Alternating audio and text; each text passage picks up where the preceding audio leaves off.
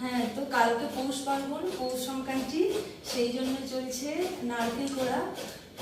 তো এই যে নারকেলটা শুরু করেছি, বর্দি পার্বণী দিয়ে গেছিল, খুব সুন্দর পুড়েছে। একটু দেখাও কাছ থেকে ভালো করে, খুব সুন্দর নারকেলগুলো পুড়েছে। এই যে বর্দি দিয়ে গেছিল নারকেল পার্বণীতে, সেই নারকেলগুলোই কোড়া চলছে। করে আজকে ছাই মেরে রেডি করে রাখবো।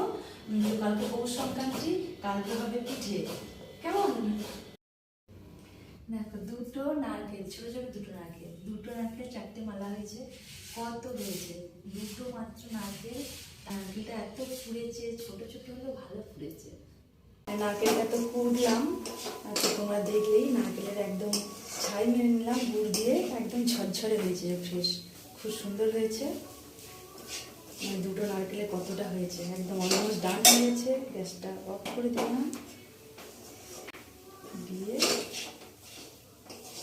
একদম ঢেলে নেব। দুটো নারকেলে কত হয়েছে, মানে একদিনে পিঠে করলে হবে না, 4 দিন 5 দিন পিঠে করলে হবে। অনেকটা হয়েছে, দুখানা নারকেল মাত্র, তাও ছোট ছোট দুটো নারকেলে কতটা হয়েছে। মানে নারকেলটা খুব পুড়েছে এবং ভীষণ ভালো।